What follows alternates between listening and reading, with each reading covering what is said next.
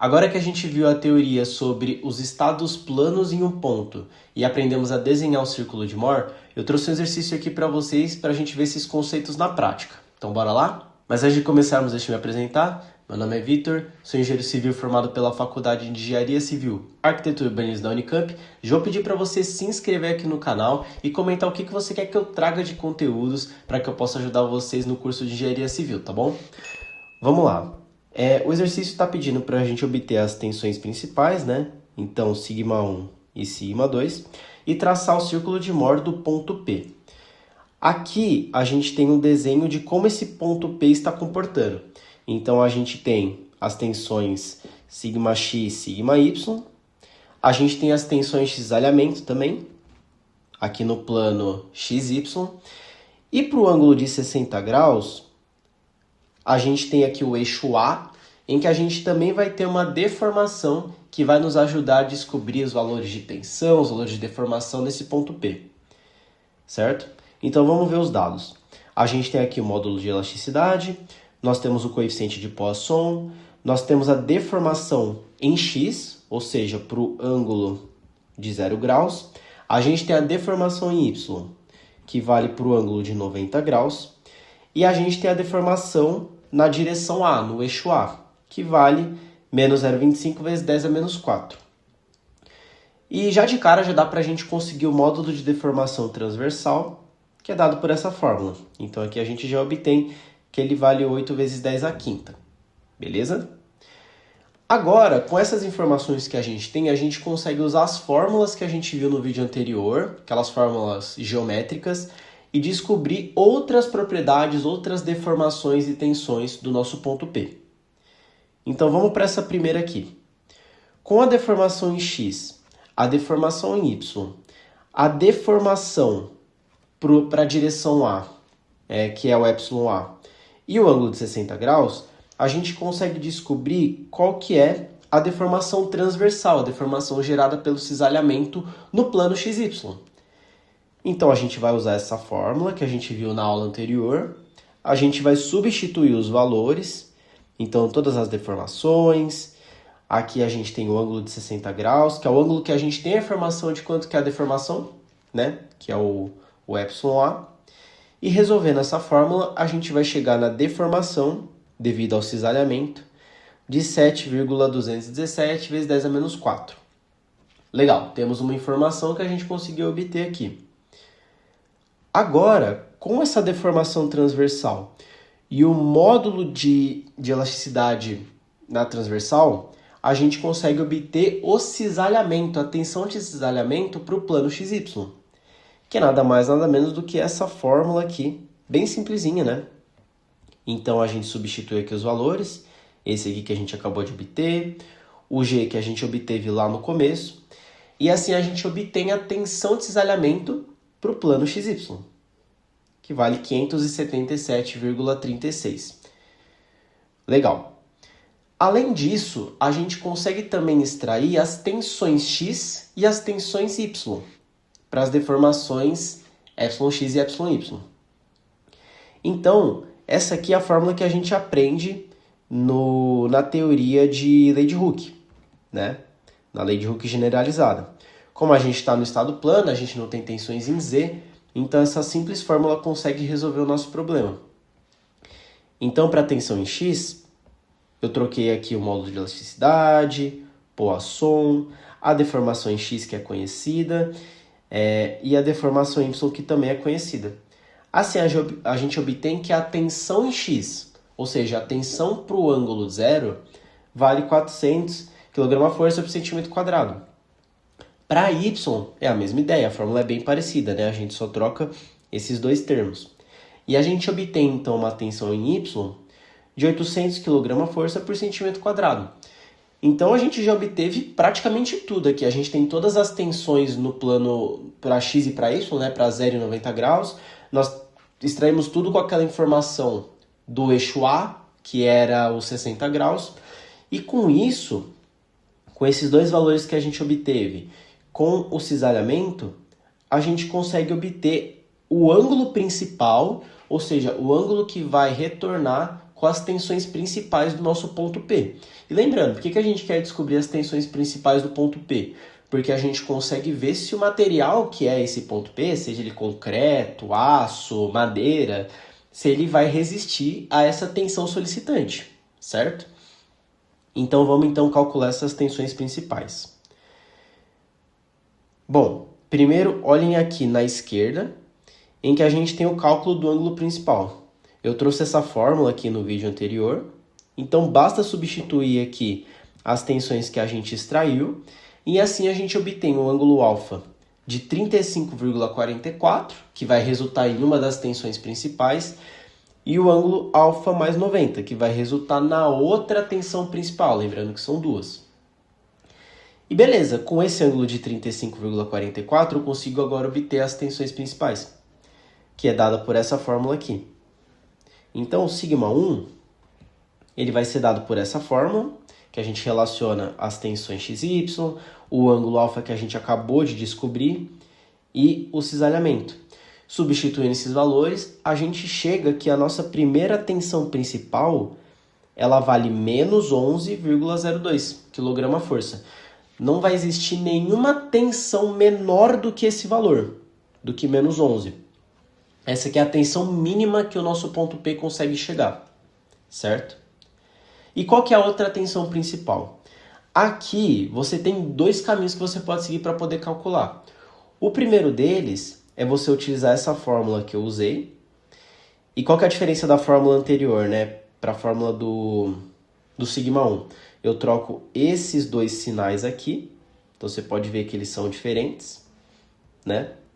Esses dois. Ou então você pode pegar essa fórmula do σ1, e em vez de você usar alfa igual a 35, você pode usar esse alfa igual ao 125, que é o alfa mais 90, que é tanto que a gente vê no círculo de Mohr, né? E vai resultar no σ2. É bem legal isso, né? Então isso aqui é só uma forma de você utilizar o ângulo de 35 graus e só trocando sinais para dar o resultado que a gente quer. E assim a gente chega no σ2, que vale 1.211,02 kgfm². Então não vai haver nenhuma tensão no ponto P que seja maior do que esse 1.200 kgfm², certo? Legal. Então agora que a gente obteve as tensões principais, a gente pode desenhar o nosso círculo de Mohr e a gente vai visualizar se o que a gente calculou aqui em cima está coerente ou não. Então antes da gente fazer o desenho do círculo de Mohr, vamos colocar as nossas informações aqui. Primeiro a gente calcula qual que é o sigma médio, que ele vai ser a tensão central, o nosso eixo, né? O ponto central da circunferência. Então a gente faz o σx mais σy dividido por 2. E a gente já calcula o raio também, né? E o raio é dado por essa fórmula e a gente obtém aqui os 611. Legal. E aqui na direita, eu trouxe só uma representação do nosso ponto P de como que está sendo atuado essas tensões principais. Então aqui eu trouxe as tensões em X, aqui as tensões em Y. E para o ângulo alfa, que vale os 35 graus, né? A gente viu que vai ter essa tensão de compressão aqui, né? Para o ângulo de 35 graus, de fato.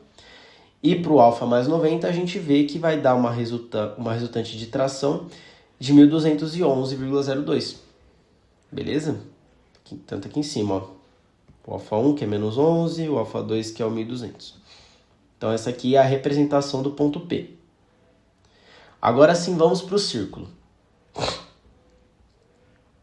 Então esse aqui vai ser o nosso círculo de Mohr. Eu vou ensinar vocês como que eu desenhei ele, tá? Então, primeira coisa, eu desenhei esse ponto que é referente às tensões em X. Então, é aquele... Lembrando, tá? Os eixos, primeiro falando dos eixos. Aqui no eixo X seria o sigma e no eixo Y seria o tal de cisalhamento. Lembrando que eu estou fazendo vezes 10 ao quadrado para não ficar com números muito grandes, tá? Vocês lembram que o sigma x, eu vou até escrever de caneta, né? O sigma x ele valia 400 kgfm², e o sigma y valia 800 kgf por centímetro quadrado. Então, aqui em cima, eu coloquei o ponto referente ao sigma x. Sempre na parte de cima do gráfico eu coloco o sigma x e o valor positivo do tal de cisalhamento, tá? O tal de cisalhamento era 577, né? Alguma coisa assim. Então eu coloquei esse primeiro ponto aqui em cima, tá?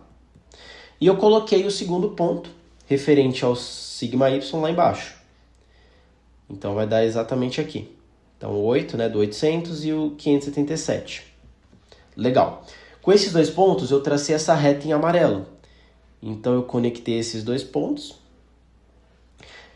E por consequência geométrica, o encontro dessa reta com o eixo sigma vai resultar no sigma médio, que a gente calculou e deu 600, né? Aqui em cima, o 600. Legal. Agora que a gente tem o centro da circunferência e a gente sabe que esses dois pontos são pertencentes à circunferência, a gente consegue traçar ela. Então, eu coloco aqui a ponta do compasso, venho aqui, giro, desenhando o círculo. Legal, desenhei o círculo de Mohr. Mas como que a gente enxerga agora as tensões principais e o ângulo principal? A gente traça duas retas paralelas. Então, paralelamente ao eixo tal, eu traço essa reta aqui, certo? Saindo do ponto conhecido. E referente a esse ponto, eu traço uma reta paralela ao eixo x. Então, eu traço essa reta aqui da cor azul. O encontro dessas duas retas que eu desenhei, essa aqui e essa aqui, a gente vai ter esse ponto chamado polo. Então, aqui a gente tem o polo. E a partir dele, a gente vai ligar as extremidades que são referentes às tensões principais. Então, daqui eu faço uma ligação até o sigma 2 e aqui até o sigma 1. Lembrando que eu troquei o nome, tá? O sigma 1 a gente tinha visto que era menos 11, o sigma 2 é 1200. Só que como o sigma 2 é maior, eu resolvi trocar o nome, tá? Mas não tem problema nenhum nisso. Posso até trocar o nome aqui para acabar não confundindo, né? Até melhor, vai. Sigma 2 e o sigma 1. Mas isso aqui não é o comum, tá?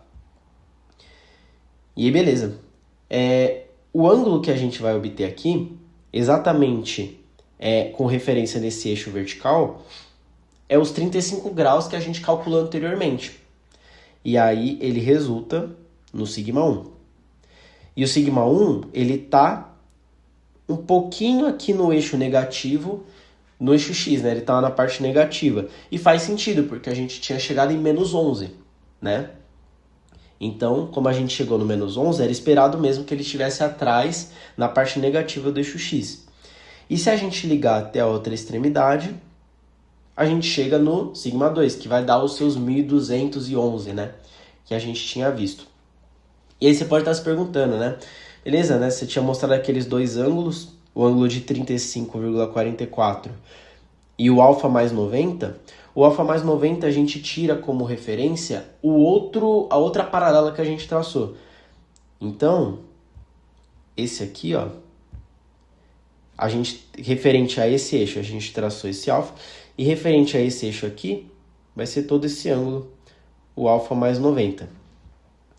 Fez sentido? Então você poderia escolher aqui qual que é a paralela que você queria adotar, né? E você vai chegar no resultado que você precisa. Enfim, esse aqui é o círculo de Mohr, as tensões principais. Espero que tenha entendido, tenha ficado claro. Se tiver alguma dúvida, deixem nos comentários que eu respondo vocês. E não deixa de curtir o vídeo e se inscrever no canal, tá bom? No mais é isso. Até mais.